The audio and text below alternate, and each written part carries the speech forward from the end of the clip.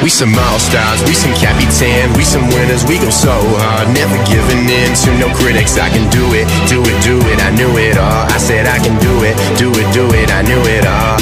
We some MVPs, we the state champs, getting scouted, I believe in me. Never really cared, no doubters. I can do it, do it, do it, I knew it all. I said I can do it, do it, do it, I knew it all. Yeah. I love my highs, but I love my lows, cause that's what keeps me chasing goals. I swear to God I'm grinding and I'm about to blow like runny nose. This destiny.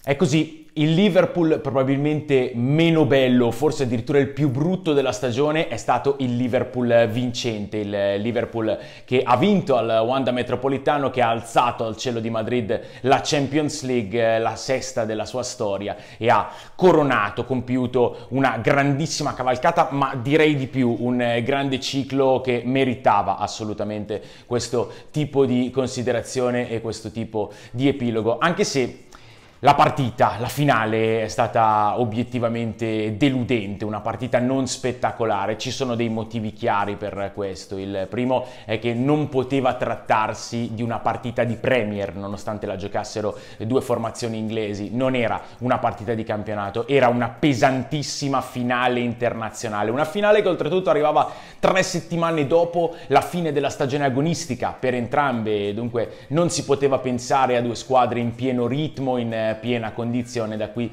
ne è uscita una delle finali forse meno spettacolari dei tempi recenti, ma una finale molto densa, una finale segnata fin da subito, fin dalla prima avanzata, perché l'episodio centrale è arrivato dopo 30 secondi, ovvero il calcio di rigore per l'intervento con un braccio di Sissoko assegnato al Liverpool, un rigore che ha ovviamente avvantaggiato i Reds, ma che paradossalmente li ha anche un po' snaturati. Forse anche per questo non si è visto il Liverpool turbinante che eravamo abituati ad apprezzare, perché questa condizione di andare in vantaggio subito dopo 2 minuti con il secondo gol più veloce nella storia delle finali di Champions League ha in qualche modo portato la squadra di Klopp a dover gestire la partita, le ha messo addosso ancor più pressione, e anche in questo senso la risposta del Liverpool è stata importante, è stata la risposta di un campione, perché seppur sullo sviluppo di un match che è stato condotto dal punto di vista dell'iniziativa forse più dal Tottenham che non dal Liverpool, i Reds sono riusciti a gestirlo rischiando qualcosa, ma alla fine colpendo nei momenti determinanti. E questo calcio di rigore, questo svantaggio immediato è stato sicuramente una mazzata per il Tottenham, però in qualche modo ha anche giustificato e corroborato la strategia di Pochettino, una strategia molto coraggiosa, perché nel momento in cui sono state comunicate le formazioni, vedere il Tottenham, considerato sfavorito, l'underdog di questa finale, presentarsi con un centrocampo a 2 formato da Sissoko e Winks, più 3 mezze punte come Alli, Eriksen e Son, più il ritrovato centravanti Kane, ha fatto pensare ad una modalità quasi d'assalto data dal manager argentino. È stato così fino a un certo punto, però è stata sicuramente una scelta coraggiosa, così come la gestione dei cambi nel corso del secondo tempo, il cominciare a sbilanciarsi già presto nella ripresa. Qual è stato il problema principale del Tottenham? Il fatto che Harry Kane sia rientrato, ci abbia provato, abbia stretto i denti, ma si sia rivelato quasi fisiologicamente non al 100% della condizione. Quello che invece è un filino più preoccupante è il fatto che Dele Alli, grandissimo talento, ancora una volta si sia rivelato ai limiti dell'impalpabile nelle partite pesanti, nelle partite che contano. Questa è una cosa che deve togliersi di dosso il centrocampista inglese, perché ripeto, cominciano ad essere un po' ripetuti questi riscontri. È un ragazzo ancora molto giovane, è un ragazzo dalle qualità comprovate, però deve imparare ad incidere anche nei momenti più determinanti se vuole diventare una stella assoluta. E poi questa condizione di andare in vantaggio subito ha anche fatto emergere quella che forse è l'anima più nascosta del Liverpool. Ne avevamo parlato qualche tempo fa in un video che avevo l'avevo intitolato I due volti del Liverpool. Il Liverpool è una squadra che quasi ti inganna con la sua immagine, perché pensi a questa formazione, pensi a una squadra estremamente offensiva, a una squadra leggera, a una squadra con un tridente che ti trita. In realtà il Liverpool alla base è molto pesante nella sua concezione di andare a pressare, di andare a attaccare, di andare a schiacciare, e soprattutto è sostenuto da una base solidissima, da una difesa che ha comportato investimenti molto ingenti. Sono stati spesi circa 150 milioni per arrivare a Van Dijk, che è indubbiamente fra i primi 5 difensori al mondo, se non fra i primi 3, e se parliamo di valore individuale allora arriviamo veramente al top, e da un portiere straordinario come Alisson, che nel secondo tempo ha tenuto la situazione tranquilla con le sue parate magari poco spettacolari, tranne forse una su un calcio di punizione tagliato, ma parate sicure e parate difficili anche per Alisson. Stiamo parlando del massimo possibile che ci sia al mondo nel suo ruolo, quindi un Liverpool che stavolta ha dovuto poggiarsi più sulla sua difesa che non sul suo attacco.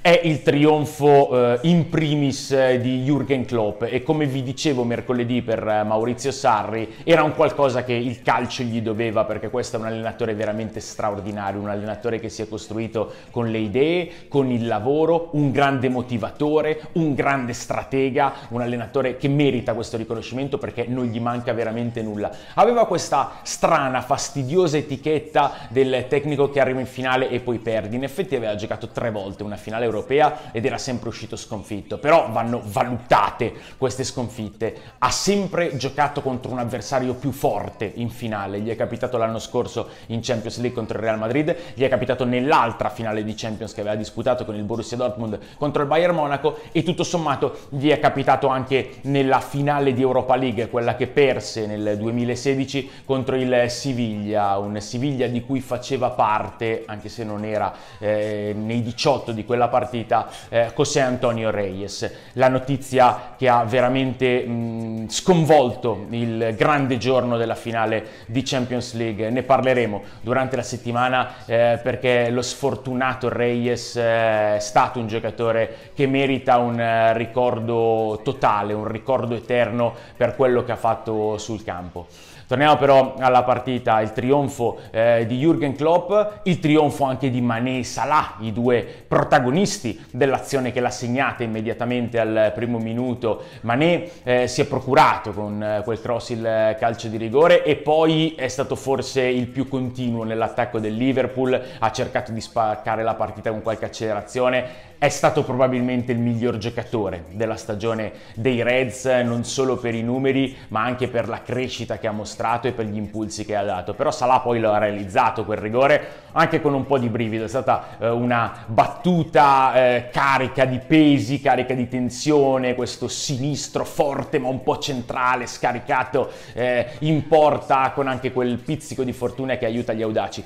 Però è forse la prima volta che una squadra vince la Champions League con sugli scudi prima di tutti 2 grandi stelle africane che entrano nel firmamento europeo, e allora chissà che proprio la Coppa d'Africa di quest'estate non possa essere una sorta di ago della bilancia per il pallone d'oro. Però direi che mai come quest'anno arriviamo alla corsa per il pallone d'oro con tanti scenari possibili.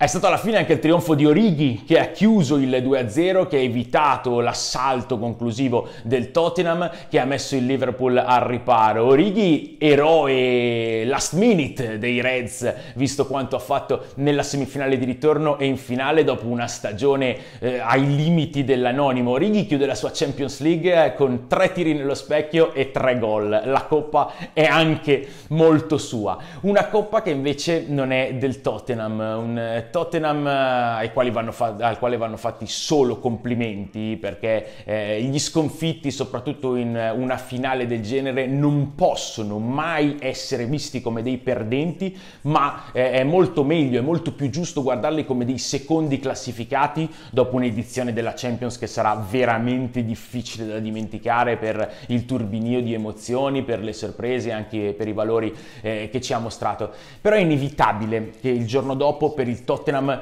ci sia quasi un sapore di occasione sprecata, perché come era già successo ad esempio nel epico campionato vinto dall'Leicester con il Tottenham secondo, l'impressione è che ci sia andati veramente vicino, che difficilmente ricapiterà un'occasione del genere, di essere così vicino, di arrivare lì a un passo dal traguardo e non riuscire a tagliarlo. Questa è anche un po' la storia del Tottenham, che tende a ritrovarsi in queste situazioni dal lato sbagliato della storia. La storia che pesa. Abbiamo sentito dire nei momenti, nei giorni di vigilia, che il Liverpool poteva contare sulla propria tradizione nel favoritismo, sulla propria storia, sulla propria abitudine alle finali. Sembrano discorsi astratti, sembrano discorsi un po' campati per aria, non lo sono. È una cosa che poi ha un'incidenza concreta su certe partite. Lo si è visto a un certo punto della finale,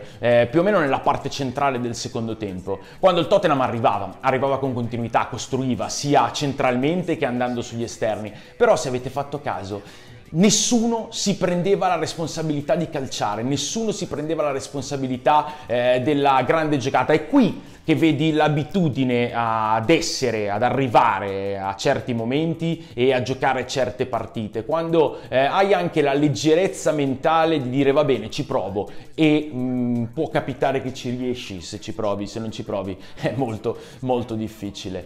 La storia è stata ancora una volta quella del Liverpool, sesta Champions League per uno dei più grandi club del mondo, la possibilità di andare a giocare il mondiale, la possibilità di andare a giocare la Supercoppa europea, tutta inglese anche questa, contro il Chelsea. Un Liverpool che, ripeto, ha strameritato di vincere questa Champions League, ha detronizzato le spagnole, ha dato una lezione storica al Barcellona, si è preso la finale del Wanda Metropolitano e ci ha regalato un grande punto esclamativo al termine di una stagione europea che, lo ribadisco, sarà veramente veramente difficile da dimenticare.